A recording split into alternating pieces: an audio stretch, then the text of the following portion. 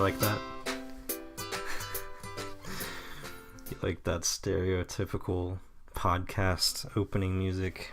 I went looking for free audio files I could use because I do not have the funds to hire a man to make a song for my podcast yet. So in doing so, I decided to go for the most annoying, terrible, Apple commercially, that's a new adjective for you. So I wouldn't try to find one on purpose just to annoy everybody. But anyway, thank you for joining me. This is the flagship episode of it's gonna be a lot of it's gonna be a lot of uhs as I work out the kinks and get my my radio stature, there's gonna be a lot of that, so sorry, bear with me as I work out the kinks here. But yeah, welcome to the flagship episode of what I'm dubbing the Unsolicited Opinion Podcast. I googled the name to make sure I wasn't stepping on any copyright toes, and seemed like it was going okay. There was another Unsolicited Opinion Podcast, but that was 7 years ago. The chick uploaded it to blogtalkradio.com, and it looks like it's not copywritten, so I'm taking it now. Anyway, this will probably be the first upload to this Vig YouTube channel in a long time. If you're watching on YouTube anyway, it might be a little strange to have this, considering this Vig channel was once the place where I uploaded my it was a group. It was a video entertainment analysis group. So, we did satire for video games, movies, etc. But that it's on hold. But I feel like this is okay to upload here. I'm also going to try to upload this to SoundCloud and possibly other places that are more mobile friendly, so people can listen to this for some reason on the way to work, on the way to their drug dealer, whatever. So yeah, in case you don't know who I am, which is most likely the case, I could go through and introduce myself, list everything off, but I figured I would just kind of hop right into something that maybe would tell you more about who I am than just listing everything and being boring. So friends and family, if you're listening to this, you might want to tune down or close out of it permanently. I don't know, it's gonna be funny to share this anyway. So yeah, the other day I was on backpage.com for my local Nashville Backpage. It's kind of like Craigslist, except there are no rules at all, I guess. There's no quality assurance, which, not that Craigslist really has that, but at the same time, anyway, I'm on Backpage, and I'm just going to go out and say it. I was looking for prostitutes. It gets, just for fun, just for entertainment purposes, just to see what it's, because I've heard, I had friends at work tell me about it. I've had people, those Backpage hoes, sorry, it's going to be a rated R show. I guess I should have clarified that beforehand. So we'll start the first cuss word on the show is hose. So yeah, let's do that. So yeah, I'd heard about this Backpage prostitution thing. You can basically, you can have you can find anything on Backpage, anything on Craigslist. But I mean, it's the internet age, so naturally, there's going to be some black market shit too. So yeah, there's this prostitute, and her page said what was it? I'm trying to remember here. It was porn star vixen. It's written with emojis. It's the red bee porn star vixen with the little it's incoherent. It's you almost get if you're getting into a prostitution situation, that there's risks involved with disease. And I feel like just reading that fucking ad was close enough to disease that I want to get to. But anyway, so she's blonde, she's white, she's 22 years old, which is sad. It's sad, right? 22, only 22. People find that empowering now. I don't know. I'm not going to get into that. I'm not going to touch that. Anyway, 22 years old. She's white. She's young, her ad says no black people. So it's like, you want to talk about white privilege being a thing. Personally, I'm not on board 100% with that concept, but in this case there was a little privilege in my favor because I am white, in case you couldn't tell already. So yeah, she's white. She only wants to be with white men, and that's stereotypical, man. Like, I'm sure the idea behind it is, oh yeah, you know, the stereotypical black man would probably not pay her enough, or would probably, I don't know, cause physical harm to her. I mean, I don't want to call out these stereotypes as if that's what I believe. I'm just saying that's in her mind. You know, I'm sure, whatever reason. Anyway, so only white men. What else? She said she does in call and out call. You know, like a doctor. Her in call was it was a upscale location. I'm sure it was. I'm sure it's a beautiful home that she brings strangers in to fuck. But anyway, I'm interested. You know, I would love to do you know, a documentary style video series, or just a straight up documentary or anything on these people. You know, just to, what goes through their mind when they decide to do this with their life, and you know, to see their process, and to see. I just want to watch people have sex too. If that's, yeah. So that's the big reason, honestly. But you know, I would love to interview these people and see what's behind what brings someone to do that with their life. You know, there's gotta, it's not like a traditional upbringing, great future ahead would, you know, want to do something like this. But anyway, so yeah, she leaves her number there, and I text her about it. You know, because I'm playing the field. It's great. It's I'm comparing my options here, because she's not the only one I was checking out. You know, she has all the pictures, and everyone has their pictures and stuff. So I'm just checking out and playing it out. You know, I want to be fiscal with my prostitution. You know, I want to see how much she wants to charge and how it compares with her fellow tricks. You know, I don't make a lot of money. I can't just, you know, throw it around on just any old whore, you know. So I got to find the right one for me. I don't want no great value Sam's Choice, Sam's Club. I can already tell the ratings, and this is going to be great. But anyway, yeah, so I text her, and, you know, she takes about 30 minutes to respond. I don't know what she's doing in the meantime, but she's, you know, hey babe, how long do you want to spend with me? What do you want to do? Do you want to be in call or out call?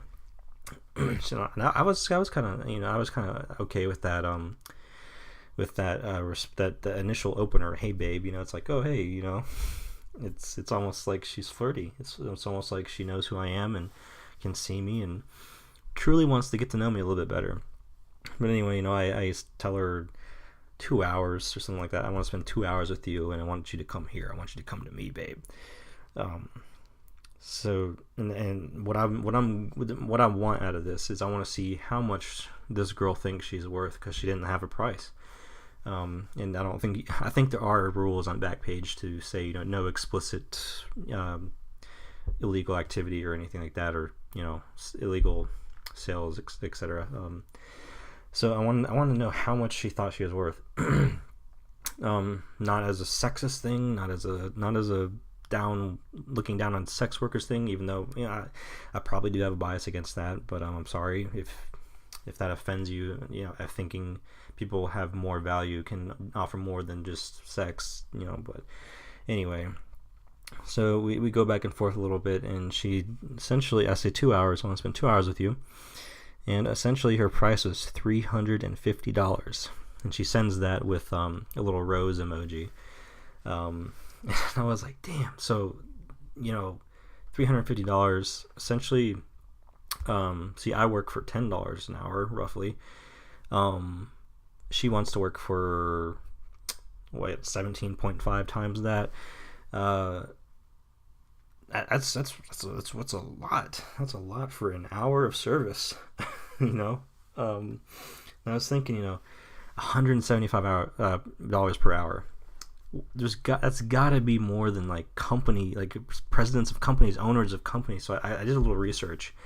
She actually, per hour, just for laying on her back and pretending to care about anything I have to say or do, she makes more than the president of the United States. That's huge, right? That's so you find that out by saying, okay, the president makes around $400K a year, I believe the figure is. When you divide that by how many hours are in a year. Yeah, man, $45 an hour. That's how much the president makes. That's how much Donnie is putting in his pocket every hour. And I'm not. Oh shit, sorry. I'm not. This is unprofessional. Very sorry. I'm just thinking, Donnie, as much as he's doing, he's actually getting kind of shafted, isn't he? I mean, he's already rich. It's not like he needs the money, but like, he's getting the raw end of the deal here. Why doesn't Donnie just get on Craigslist or Backpage and just have anonymous sex and take risks with his life? It's $175 an hour. And the great thing, she had an option for just like fetish stuff. No penetration per se. So I was like, you know what, 175. I don't make a ton of money. I can't spend that. How much for the just the touch but no whatever else? And she says the price is the same price. See, that's just bad business, right? That's bad business. That's I mean, penetration is the ultimate goal of hiring a prostitute, and in my mind anyway. And if you're not even gonna get that, shouldn't there be a little discount? Just, I don't know. Anyway, so that's my recent story that I have for you. So yeah, you can either tune out after hearing that, or you can stay along for the ride and see where this goes. But anyway, that was just something interesting that I found. That if let's think about it. If this girl worked full time, 40 hours a week, she would only need to work like 1 month out of the year, maybe 2 months tops. Like, geez, 40 hours a week, $175 an hour. That's good money. Just take 8 dicks a day. 8. You could. It's a lot. It's a lot to put your body through. But I feel like it's possible. I feel like it's totally doable. 8 dicks. 8 dicks. The thing is, though, what goes into that price? That's another thing I'd love to ask. What brought that figure about? Does she weigh the fact that she's white? Does she weigh the fact that she has a nice body? She's young, and how does this work? How do you gauge that? I don't understand. I really want to learn more about whores. In my infinite quest for knowledge, that's a huge subject on my list. To see how do you decide that? Do you go by the hour? Like, how long it usually takes? Per day. To deal with your customers. Is this like the figure that you break even, or you make a little bit of profit based on the effort put in? I don't know. Anyway, so moving on to the next segment here. I just want to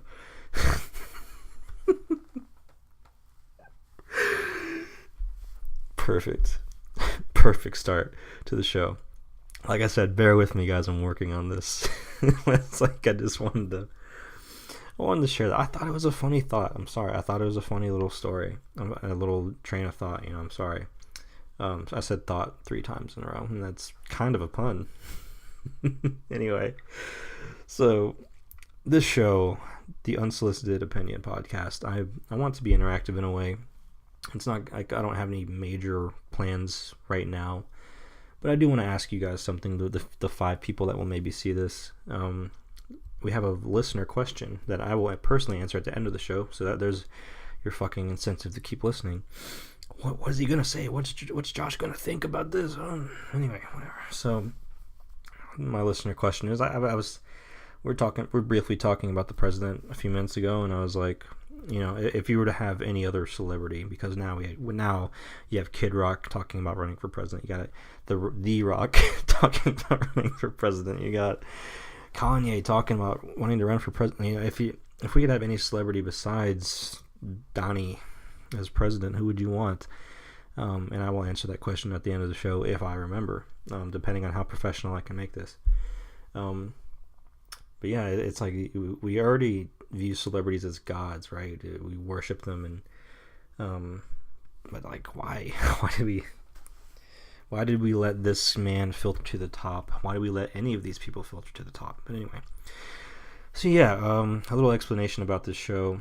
It's gonna be some goofs. It's gonna be some slice of life. It's gonna be some politics, because that's just, I say politics is like Hotel California. You can check out anytime you like, but you can never leave. Like, after I got into politics, I just fucking I could see myself getting into it, because I want things to be better. I really do. It's just the system.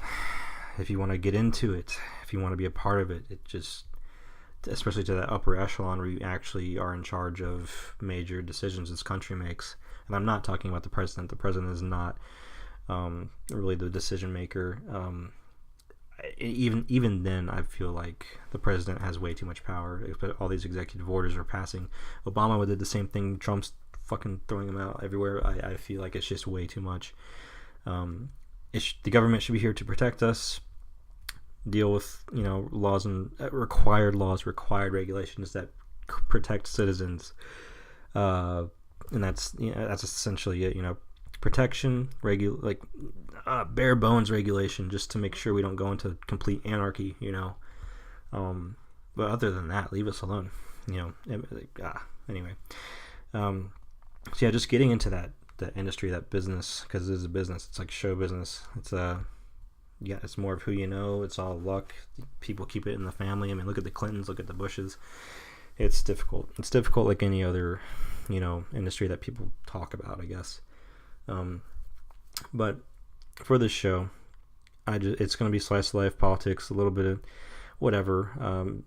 Maybe some review. I do want to have guests on the show. I have some people interested already. I just wanted to make this by myself to kind of test the waters out, get not really the format. I don't know how this show is really going to be formatted. Ultimately, basically what I'm trying to do here is just get everything set up, the platform set up, so I can either jump off or stay interested for a month or two and then drop it like I do everything else in my life. But anyway, yeah, do want to have guests on, do want to have regulars on. Don't want it to just be me all the time, but if it is just me, I don't care. I like having a little outlet. It's been a while since I've been productive in any fashion, so why not? Let's give it a shot. So yeah, listener question. Not Donald Trump, who would you choose to be president? And speaking of President Donnie, the big Don, the Don man, a big hot button topic is the whole DACA thing, right? The apparently the president, and he's sending 800,000 children to die. That's what I'm hearing. That's what I see on Twitter. That's what I see on the news. It's with Trump. Trump is not even that smart. People paint him to be this diabolical villain, this treacherous, like conniving, scheming, whatever you want to call it. He's sitting up there and he's like, I'm gonna fuck up this guy's life today. I'm gonna fuck up this demographic state today. I'm gonna listen. The way I see it, the way he seems to operate, he has someone comes up to him and he says, we should do this, and then he says, and he doesn't know what that is, but he goes along with it anyway, because all he can do is listen to his advisors. Excuse me. That's basically all he can do, is just listen to people and then pick which thing he's going to do today and how badly he wants to threaten North Korea today. Anyway, so the whole DACA thing, I feel like it just seems to me like someone just came up to him and was like, hey, we should get rid of this. And he's like, okay, what is it? And he's like, oh, this thing for the dreamers, the kids that get brought over illegally and grow up here but aren't officially citizens.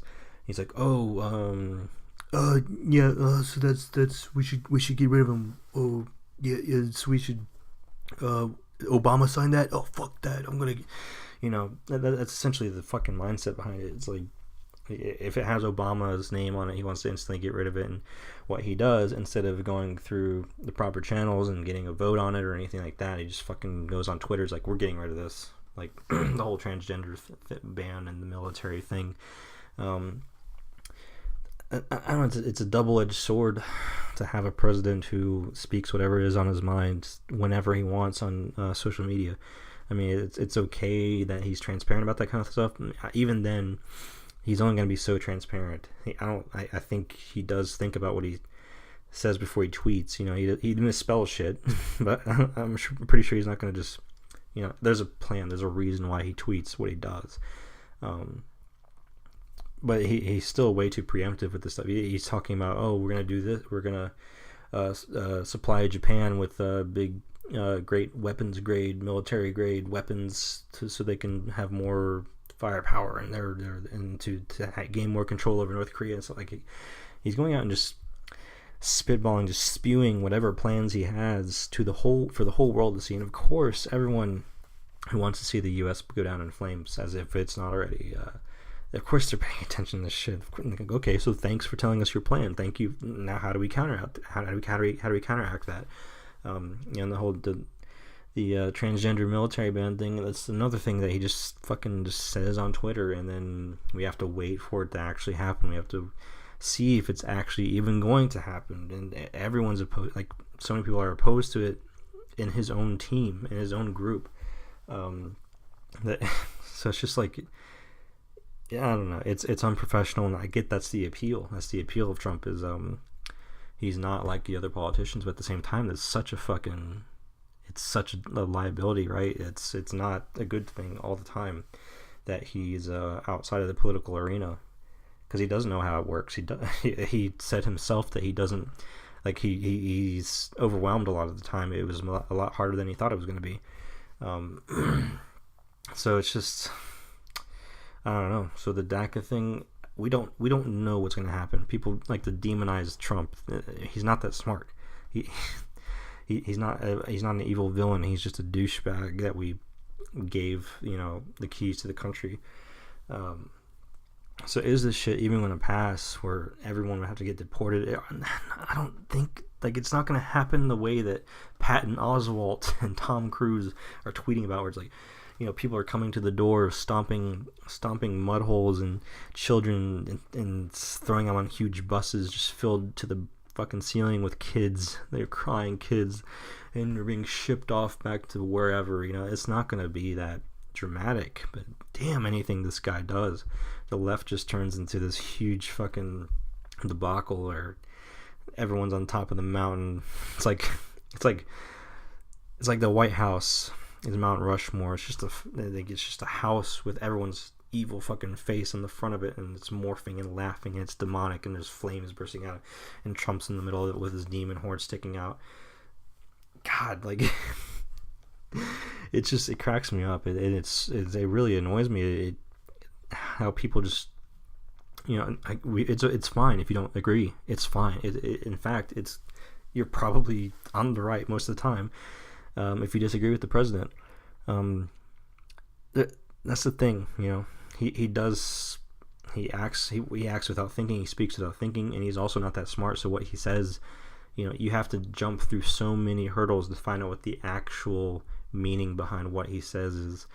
And since I'm ranting about Trump, I have to bring up this video. Hold on just a second. It's one of my favorite Trump quotes. Excuse me. Well, my computer's not loading here. So anyway, if you have time, look up Donald Trump dumb market. One of my favorite Trump quotes, and I'll try to paraphrase it here since my computer's not working. Technical difficulties on the first episode, of course. Actually, hold up. We just got it here. So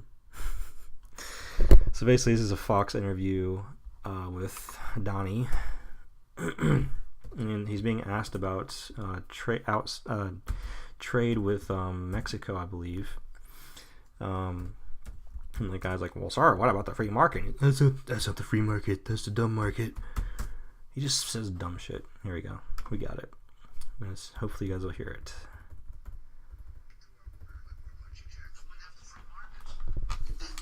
It's not free market when they go out and they move and they sell back into our country. But that's the free market. They made a decision. It makes no. That's the dumb market. That's the dumb market. That's the dumb market. I'm a big free market guy, but that's the dumb market. It's for dummies, unlike me. Anyway, sorry for that. But Yeah, so it's not going to be as dramatic as people are bringing out to be. They're not. It gets the whole thing with the deportation of Mexicans, and I can see both sides of the thing here, because on one hand, these aren't legal citizens. Of course, their kids here brought most likely before they were even aware of what government was, what citizenship is. So of course they have no control over this. It's their parents that the parents want a better future for them, or their parents are trying to flee from someone or something, or whatever their reasoning. So they bring their kids here, and they don't get proper documentation. They don't get proper citizenship, and essentially they go through school. They go try up until it's about time for them to get a driver's license or apply for a job or something like that, and they've realized, oh shit, like I'm not even legal here. But essentially, they are. It's just the whole thing is just, it's not on paper, and who the fuck gives a shit about a piece of paper? Honestly, who you are is not defined by what this paper that someone else wrote or some other person printed out on a computer. It's not. It really isn't. And but at the same time, they aren't really citizens. So I don't know. You got to work with them. You got to have some kind of. There's got to be some kind of leeway. There's got to be some kind of program that they can go through to, if they can prove they are following the American values of personal liberty, and freedom of religion, speech, etc., etc., etc.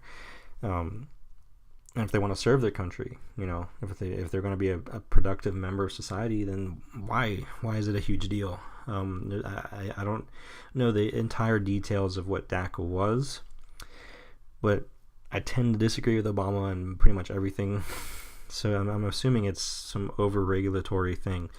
Now, people are acting like Trump is just getting rid of it, so all the kids will go die, and there's not going to be a replacement. I don't believe that's the case. I don't believe it's, I know he's supposed to be tough on immigration and illegal immigration and those fields there. I know he's trying to be tough in that regard, but he's not a demon. He's not literally the devil. And Congress, people on both sides, the Republican John McCain's against this. They're not going to just let him start doing. People will often misinterpret the power of the president. He does have executive orders, but if anything got that dramatic, where it's unconstitutional, or if it goes against core American values, it can be appealed, it can be vetoed, and if he does something that breaks the law or whatever, infringes on people's rights, there are legal actions that can be taken. So to think that he's just sitting there I hate kids, it's not. Listen, I don't know. Let's see how it really pans out, and you can vote, and you can alert your local political figures if things don't go your way. The midterm elections are coming up, but I see that side where they're not really citizens. So our citizens, documented American citizens should have priority over them. But to fault them for it, I don't want to lean too much on the one side or the other. I don't want to say that I'm a centrist either. I'm not a contrarian. I guess if you were to label it, it'd be mostly libertarian ideals. But so to me, one man can't tell me that I can live here, or I can't live here, or I can do this, or I can't do that. No one should have authority over me, essentially. I'm borderline anarchist, but if I were to have my perfect reality, or whatever you want to call it. But I understand that that's not viable. That's not something that can actually happen in the civilized world. So that's why I don't really preach about, I'm not one of those people that if I got pulled over, I'd be like, well, who are you to tell me, one man to another man, to tell me what to do? Because I've seen videos of that shit. People straight up just tell cops, you do not have authority over me, because what gives you the right? A piece of paper? Oh, you went and trained, you did this and this and this. That doesn't mean anything. It's like, look, there's good cops, bad cops, good soldiers, bad soldiers. You gotta take everything. In life, you have to take everything on an individual case. take it on an individual basis and decide where to go from there. You can't judge every cop. You can't. I mean, I don't know. To most cops, it's just a fucking job, and it's they're not out to be. They're not out to kill you. They're not out to.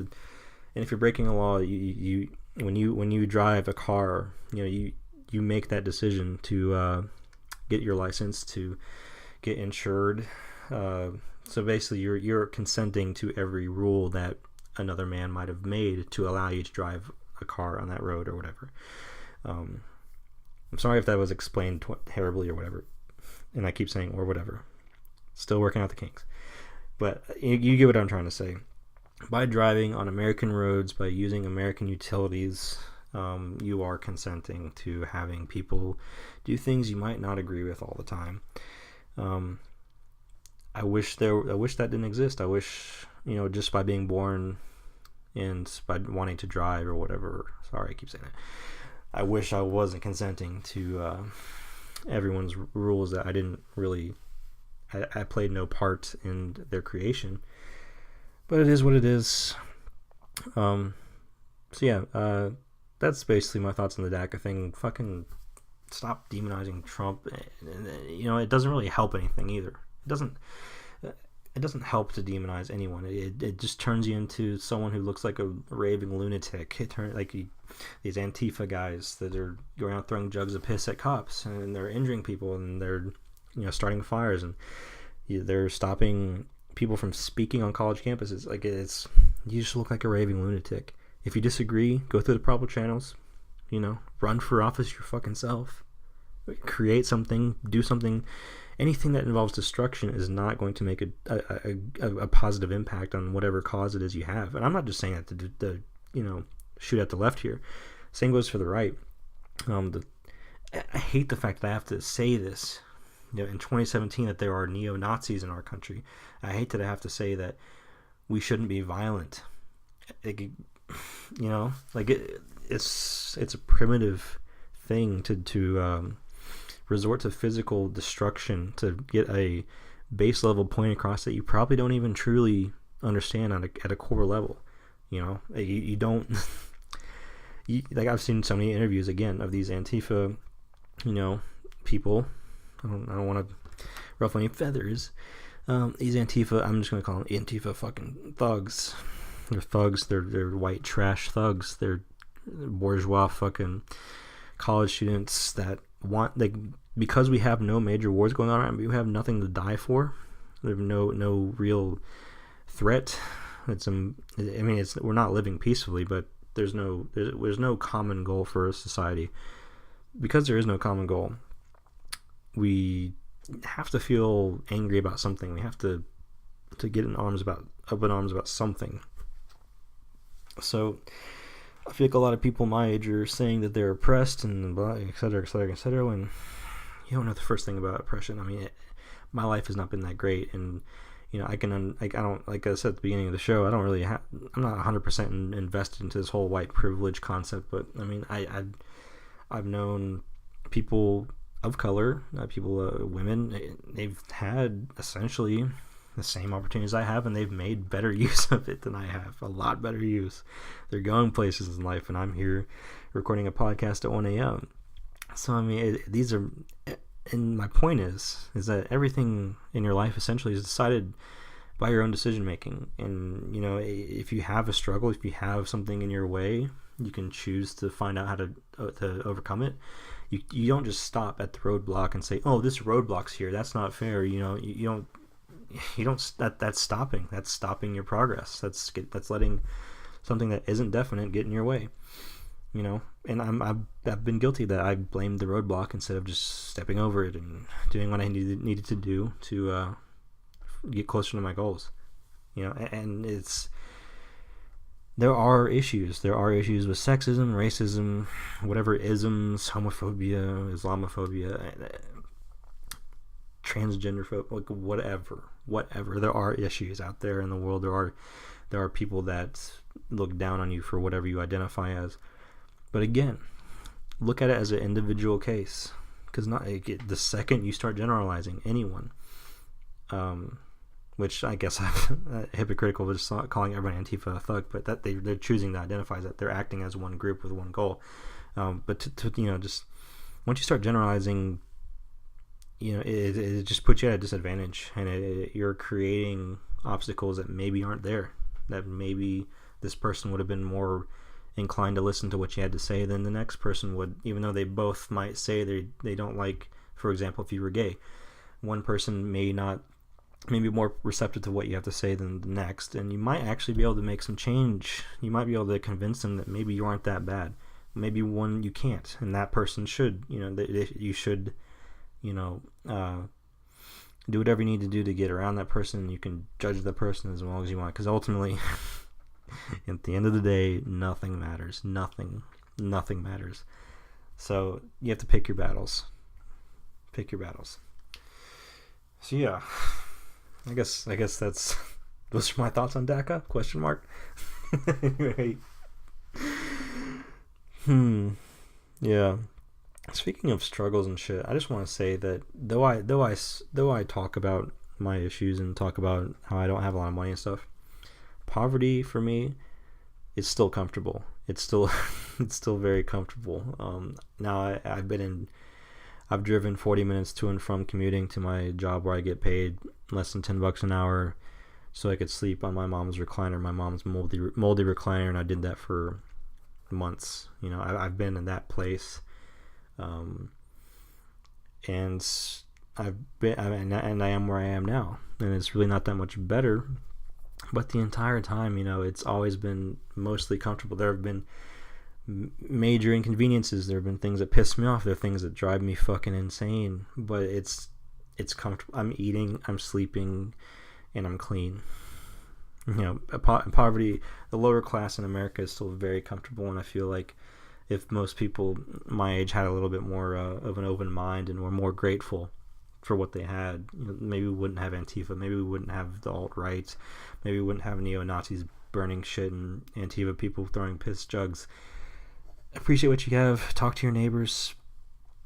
It sucks that we live in such a divisive world, and that those in power tend to just siphon more and more and more power from the lower and middle classes, to the point where the divide is getting huge, insanely huge. And it sucks we live in that world, but the whole fighting thing, this whole infighting is, it's a massive reason why they are, still so powerful. And I think the idea behind the Antifa, the idea behind the neo-Nazis, alt-right, whatever, they are looking for some sort of camaraderie to overcome whatever they view as the oppressor, or for the alt-right, it's the oppressive left with their political correctness, their PC culture, their virtue signaling, their silencing, censorship, etc. And those are all valid. Those are all valid things to fight against. And then for the left, the right is viewed as the negative aspects of humanity, the racism, the sexism. Like, both sides have valid complaints, and instead of pointing the gun at each other, it's a bunch of poor people, lower middle class people, lower middle class people on the left and the right, shooting at each other, bitching at each other on the internet, complaining about this, that, and who benefits from all this shit? Who makes money from, merch sales and the events getting closed down, and like who seems to come out on top on all this shit? Politicians. They use it to their advantage. The people in power just use this shit. It's just you do nothing except empower the people that you want to take down a notch by generalizing, by going to these riots, having all these riots, and I don't know. I think there's a point in there somewhere. But it's rare for me to talk about anything at length like this, anything at all. So I think I'm doing fairly well so far. But excuse me. But yeah, man, it's just but it's still comfortable. Poverty in America is comfortable. I guess that was the kind of started that tangent there.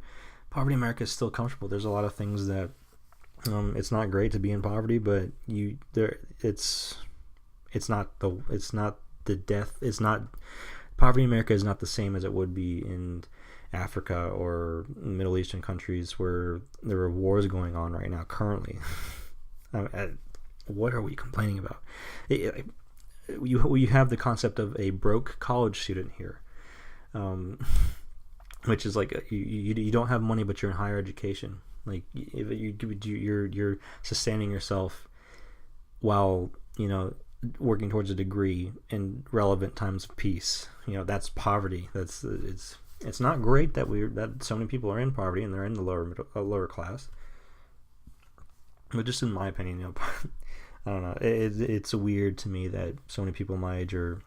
I'm 25. I'm 25 years old. I don't know if I ever said that. I'm 25. I just turned 25. I find it weird that so many people my age are begging for this or that, or refusing to go to work, or refusing to better themselves. They just want free this, free healthcare, free college, free blah blah blah. Again, and there's no such thing as a free lunch. I wholeheartedly believe in that. And I guess universal healthcare can be a topic I touch on next time. But now that I am kind of running out of steam here, I do want to close out. I don't want to ramble on too long, but so yeah, I don't know. Poverty in America is comfortable. Everyone stop fucking fighting. The president is not a god. He works for me. I didn't vote for him. I reluctantly voted for Gary Johnson. Not completely reluctantly. I think he's a decent guy, I guess. I don't know. And I voted for the party, not the man, essentially. I definitely didn't vote for Bill Welds. But Gary Johnson himself is not terrible. And I can, if you want to talk about honesty in politicians, if you're referencing Trump, let's talk about Gary Johnson's and look on the environment. Essentially, his idea is, fuck it. I mean, we're already past the point of no return. So what are you gonna do? That was his response to what's he gonna do to for everyone who's worried about the environment. Basically, fuck it. That was his idea. Because what are we gonna do about it? What are we gonna do? There's too many fucking people here doing too many things, using too many resources, and that's just the end of it. Unless we just start mass genocide and balancing it out a little bit more. I mean, we've already hit the point where we've used too much. There's too much damage done to the ozone. There's too much carbon emissions. We already fucked that over. So it's just the waiting game now until we die. And that's the message I want to end on. But yeah, poverty in America still very comfortable. I had 2 ice cream cones before I recorded this thing. So it's like, I don't know. I have so much to complain about, but at the same time, it's like, I don't know. I wish I was happier, but at the same time, it's my fault. So yeah, that's the note we're gonna end on here. Very, very uplifting final thoughts on the show. I do want to answer the viewer question, or the listener question. Any celebrity besides Donald J. Trump as president, I would probably go with. Let's see. There are a lot of politically minded celebrities that I like listening to, like Micro and Clint Eastwood even identifies as a libertarian as well. To me, I don't know if I'd choose either of them. Because we're already at the brink. We've already reached the lowest point we can reach, essentially.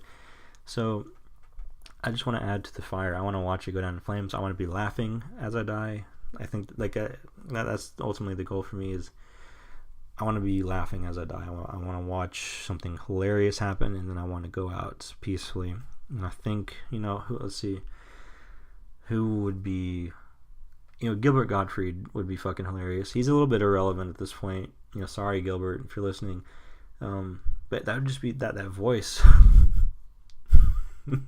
Like, if you think Trump's voice is annoying enough, imagine. All right, well, we're sending 800,000 children to die. We're gonna build a wall, and it's gonna be a brain wall. It's like, oh man, that would fucking.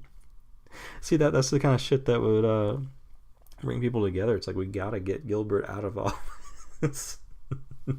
I just can't listen to him anymore. because this dude goes, there's a weekly addresses he has to meet with people. No one would take him seriously. Like we think Trump is already enough of a laughingstock, like fucking Gilbert Gottfried. You can't. He could be the smartest man in the world. He could be the most fiscally responsible, the most progressive, person in the world. But fucking hey, that voice. I don't know. It wouldn't be Gilbert Gottfried. That's just a funny example. I don't know who I would pick, honestly. Right now I'm thinking Tom Cruise. Tom Cruise would be good because he's perfect. He's actually I mean, like I said earlier, politics is a lot like show business, and Tom Cruise has got that charisma. He's the perfect puppet. He has no real opinions on anything. He's not a real person, so he would go great. And we would, all his fucking promos, they would involve Mission Impossible clips and all this shit, and it'd be great. I don't know. Tom Cruise. We have to go to All American. We have to choose Top Gun. So yeah, I guess we've been going for 45 minutes now. I want to thank everyone who checked out the show and listened to me ramble on. I know it wasn't the most professional show, and there's a lot of improvements I could do in my presentation. Unfortunately, I did not go to school for radio journalism. I didn't spend 40 fucking grand to learn how to speak into a microphone. But hopefully it's one of those things you can learn with practice. I'm sorry if you did go to school for that. I just feel like there's so many things wrong with college. We have access to all the information in the world now on any device. I think the standards for education need to be altered a little bit. I think there's too many fucking I don't know. There's too many fucking options now to spend your hard-earned money on and to go into such massive debt over. You're going to go into debt over a theater degree. You're going to go into debt over nothing matters. I said it earlier. Nothing matters. Do what makes you happy, but at the same time, if you're going to go to school, go learn something insane. Be an engineer. Be a chemist. Be a scientist. There's so many entertainment people out there, and so many young people already want to be want to get into entertainment. We have enough entertainment. We have enough. I don't know. I'm contributing to the issue here by bringing more entertainment to the table. But we have 500 million channels. We have all these things that we can stream now. We have YouTube. We have we don't need more entertainment. We have this is a huge issue for my generation, is that there's too much information. There's too much entertainment that we're fucking zombies. And I'm a huge example of that. I'm a huge factor. I'm a huge hypocrite for criticizing this because I'm one of you. But anyway, so yeah, that's what we're gonna close out on. There's no sponsors for the show, so fuck you. If you are inclined, I'm not asking. This show, I'm gonna say it's sponsored by Video Entertainment Analysis Group because it is, on the channel on YouTube, and it's part of my quote unquote brand. So if you go to www.veag.us, there is a link, and you have to be smart to donate to me. You have to be able to read, essentially. So go to veag.us, and there you'll find a link. You'll find a menu that says "Keep Veag Alive," give us your money or something like that. And if you want to, contribute to the show that way and give me a little more incentive to keep doing this, you can go there. But I'm not asking. I don't care. This is mostly just an outlet for me to talk about current events, etc. Give my opinion. But yeah, so thank you for listening. 5 people tops. This will not go over 5 people. So this has been the Unsolicited Opinion Podcast with Joshua Ivy, and I will see you next week. I think it's going to be a weekly thing. So yeah, thank you.